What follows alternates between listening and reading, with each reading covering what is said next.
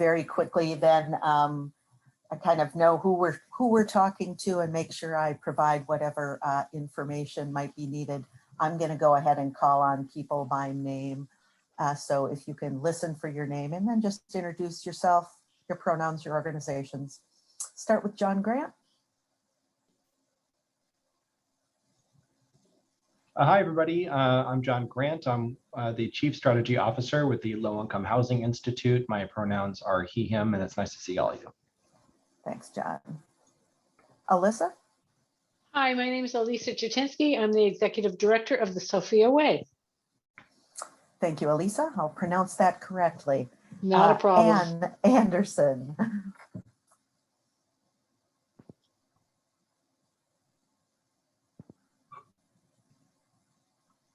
Ann Anderson? Muted, maybe can't unmute. We'll go ahead. Kate Remford. Hi, I'm with Catholic Community Services. I'm the grant manager for the King County Agency, and my pronouns are her, she. Okay, great. And I see Ann Anderson is a grant writer with the Multi-Service Center. Thank you, Ann. Stephen Elimi, am I pronouncing that correctly? Almost, yeah, it's Stephen Elimi. And yeah, I am the grant manager for the Low Income Housing Institute, and my pronouns are he, him. Thank you, Stephen. Thank you. Let's see, Ms. Snoqualmie Valley. Hey guys, Jennifer Kirk here. She, her pronouns. I'm the Executive Director of Snoqualmie Valley Shelter Services. Good. Maggie Breen. Hi there. Hi everyone. I'm Maggie Breen. I'm with Reach in Renton. Pronouns are she, her. Good to see you. Oh, Development Director, sorry. That's fine. Welcome. Kyle.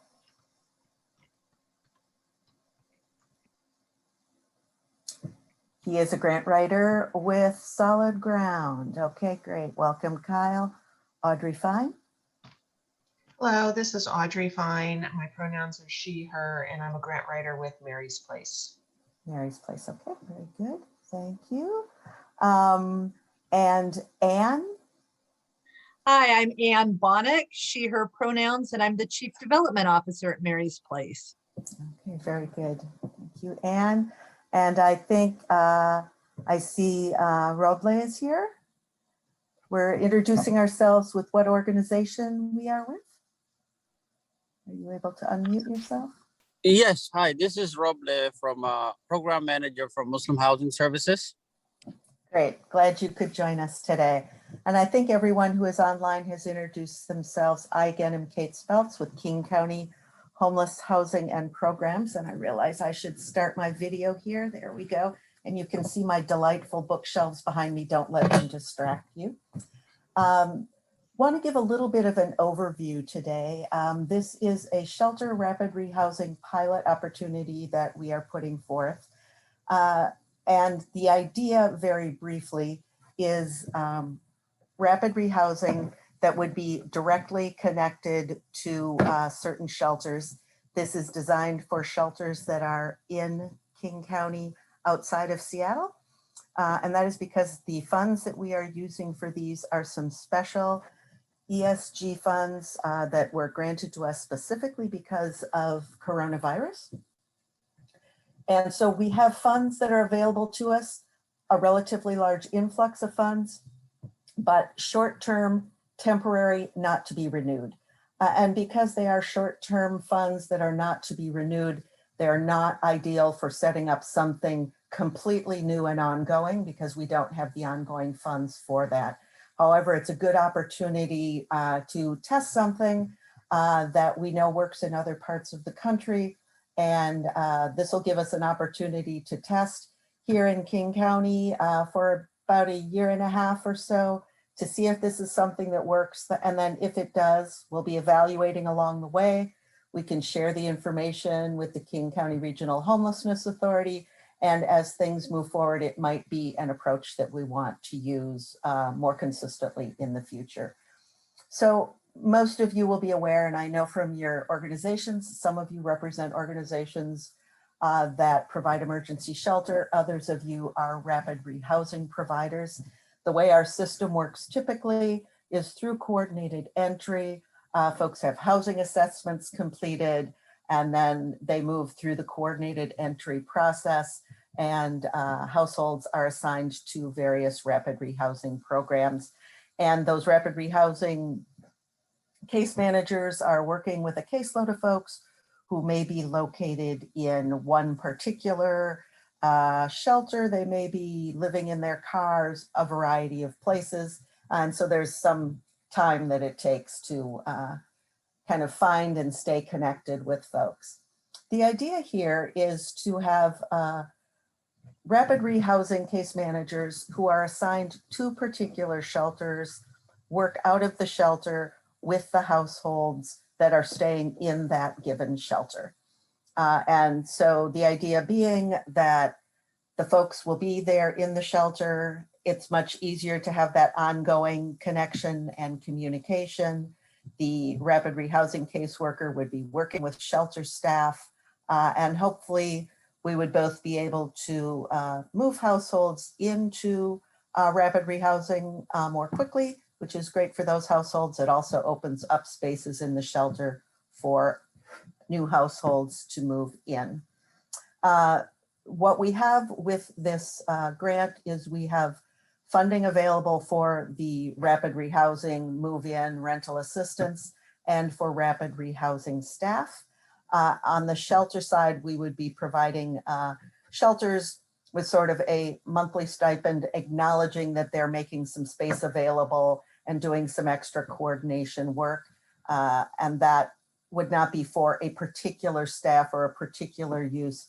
We would just be giving that to the shelters sort of as an acknowledgement of their participation in the work. I will say some of you may be familiar. City of Seattle has done something with some similarities. What they have done is set up some new temporary hotel shelters, and they're doing a pre-screening through their outreach teams in terms of who gets into the shelters.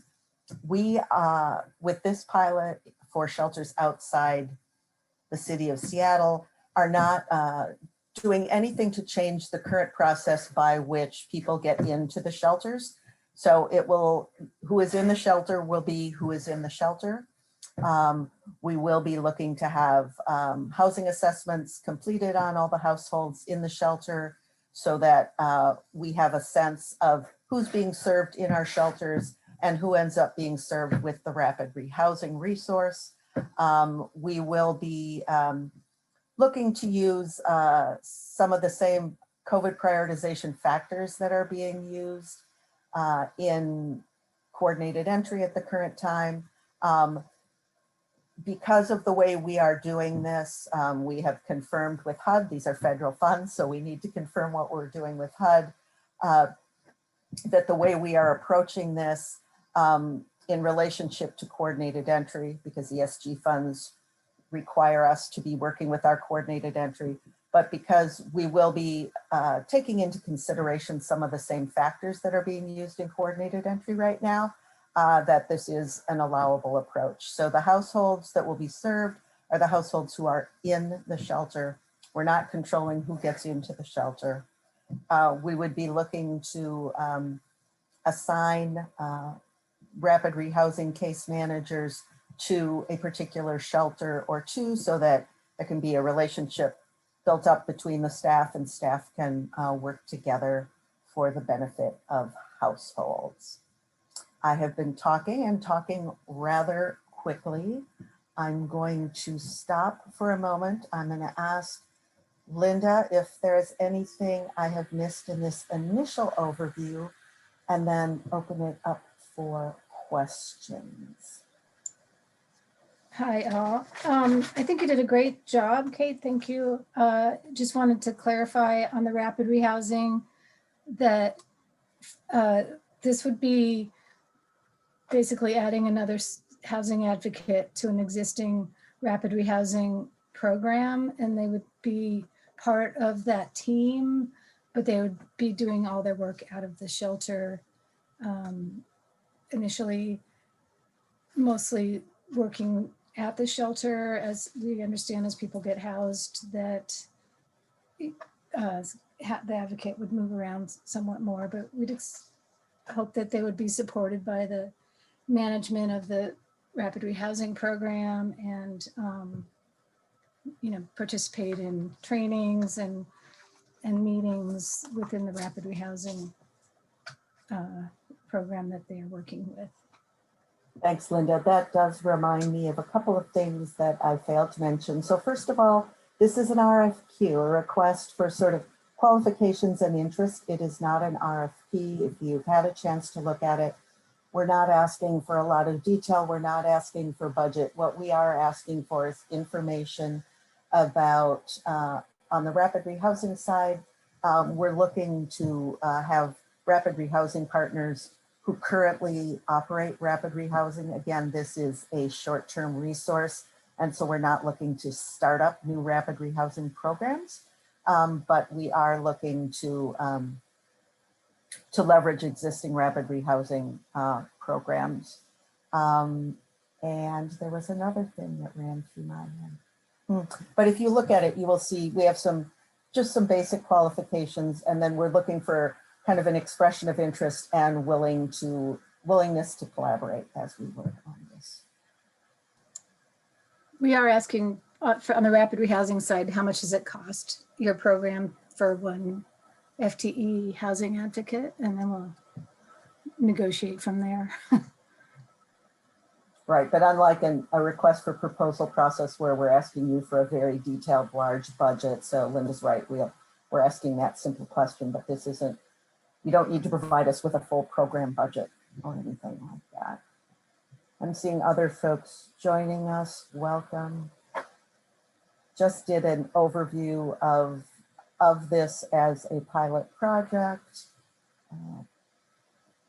And sort of that it is, as you will have just heard, sort of an RFQ process. We will be looking to make this available at kind of as broadly across the county as we can. We know that everyone is challenged in hiring additional staff at this particular time, so we'll be looking to expand this as much as we can and involve as many partners as we can. But really looking for sort of expressions of interest and willing to kind of collaborate and coordinate.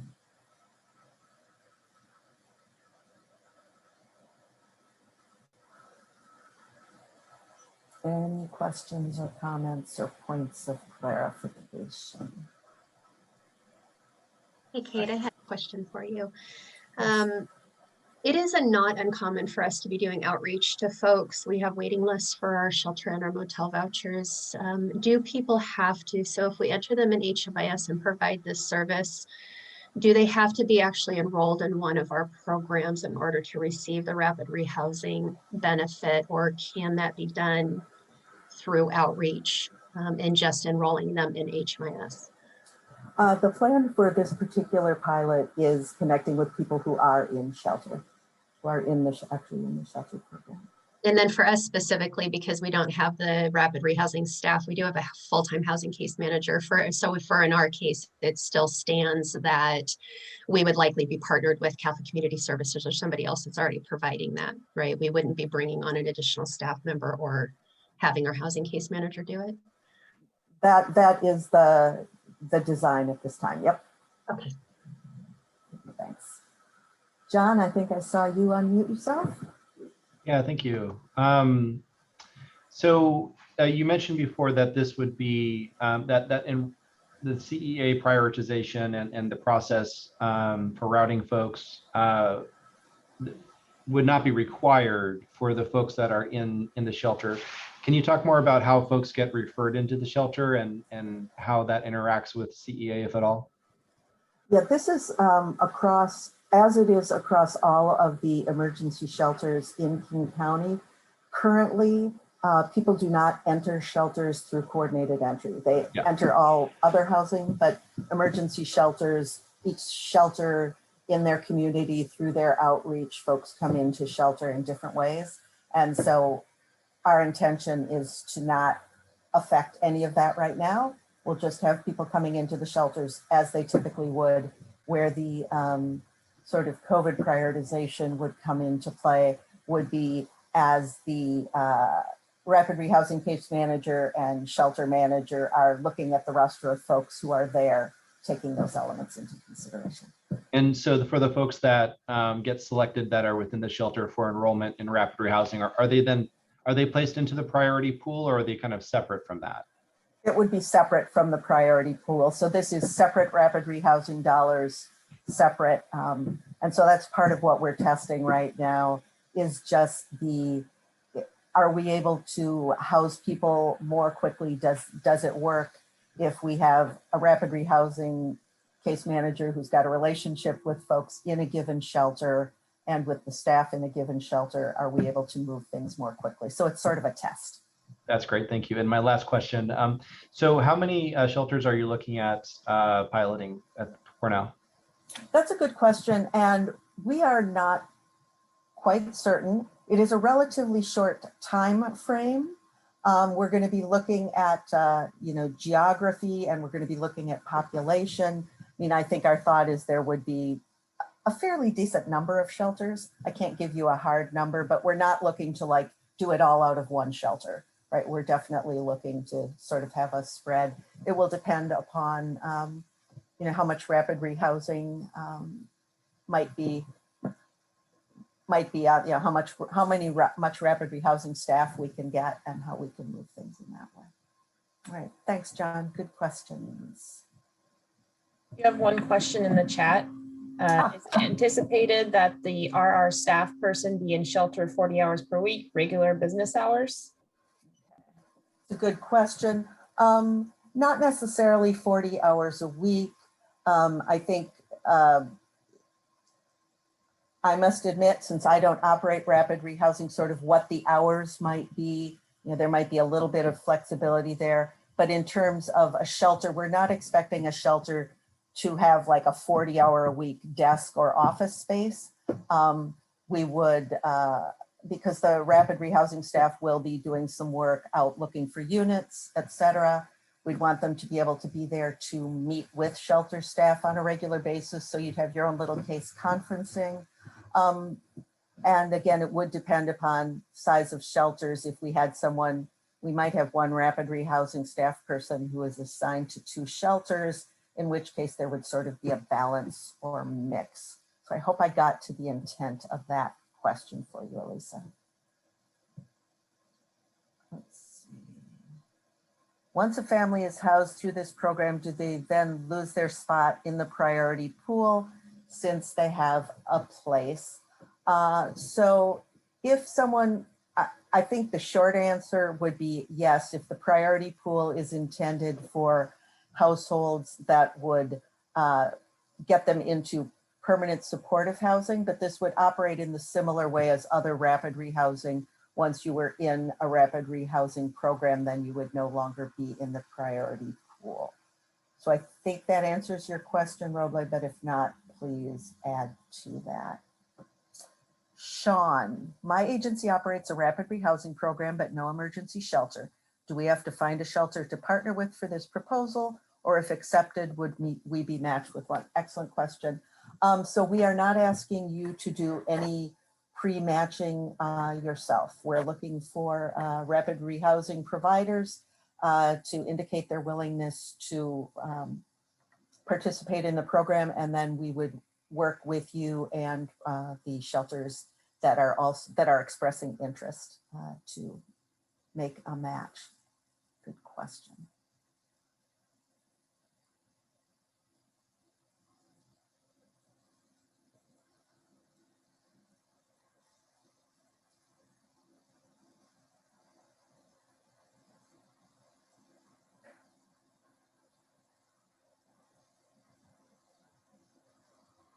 Is there a deadline to spend the money down? John asked. Yeah, we have to have the money spent out by, I believe it's next September. So we really do have just, a little over a year to a year and a half to spend the funds.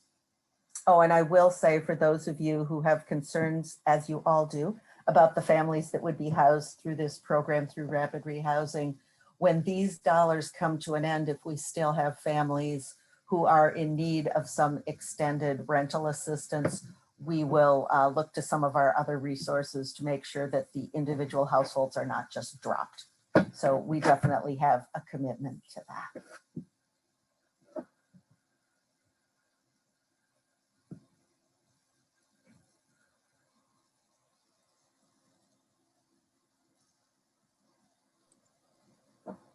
Yeah, I would just add that with the short time frame, it does speak to wanting to ramp up fairly quickly and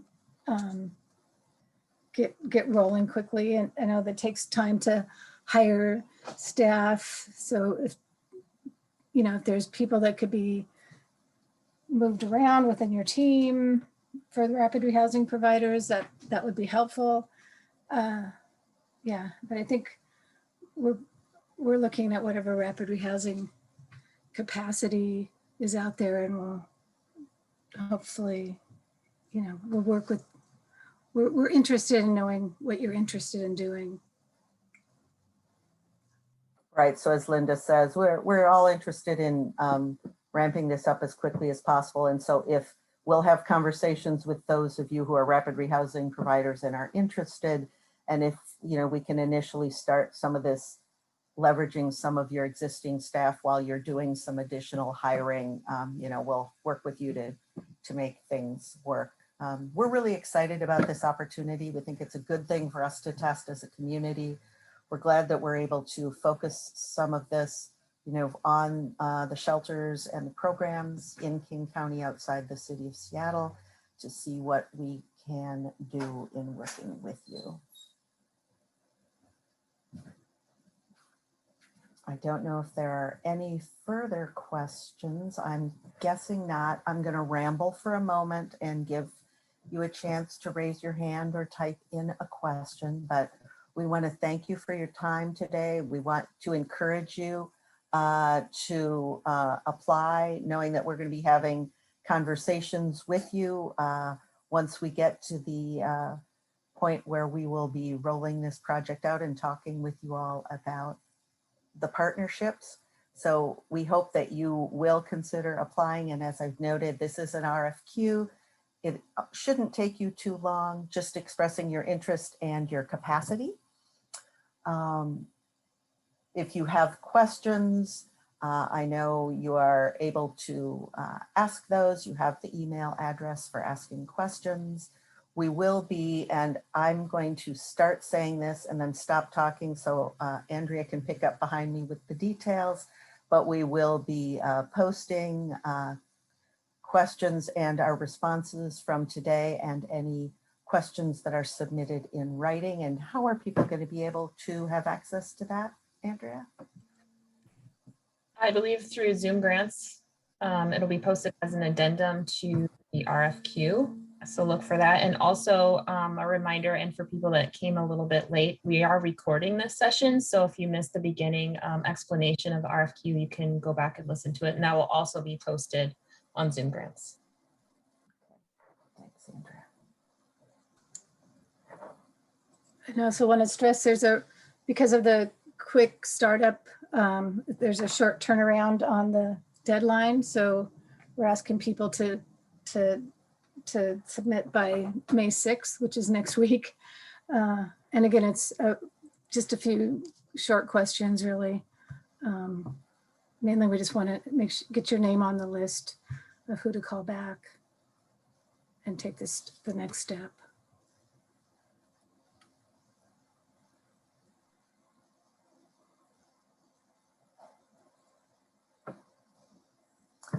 So question, once submitted, when should we expect to hear back from the county? So they are due on the 6th. We will be kind of reviewing and looking things immediately. I would not be surprised if you would hear from us within a week. We're not looking to sit on this for too long. So we're asking you to respond quickly, and we're also committing to respond quickly.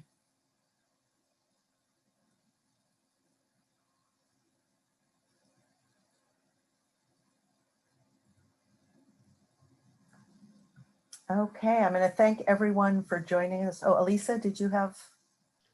I did. Let me pop my video open. I was just gonna say, we have two shelters, both, we don't serve large numbers. We serve 40 at one and 21 at another. Would that be something that we would work with one rapid rehousing person that would probably work between our two shelters?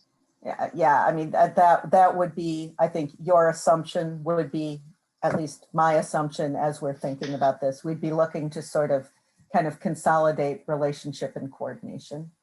Okay. Is there a minimum amount that you expect to be served from this? Like in our, within our We 60 did do a beds? calculation and I am not remembering at the moment what that number is. I'm sorry. Okay. But we will be looking to do a not insignificant number. So that's another reason why having, a number of shelters interested is really Yeah. important.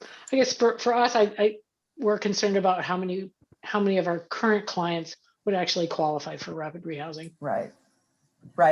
And I think that is one of the things that will be interesting, we'll be doing, making sure there's housing assessments completed on everyone, having sort of case conferencing with the shelter staff and the rapid rehousing staff. And so we may end up having to change some of our assumptions along the way because it is something we're testing together. So thank you, we Kate. would be working Appreciate with you that. on that. Appreciate that. Okay, I think our thinking was that a rapid rehousing housing advocate would have a caseload of about 20.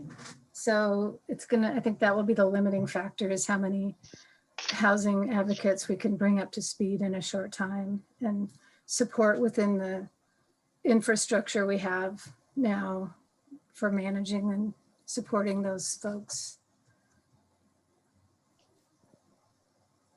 on a short turnaround.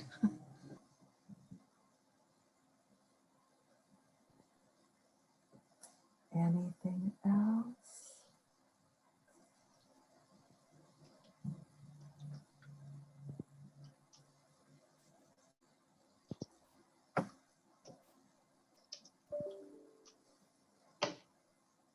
Okay.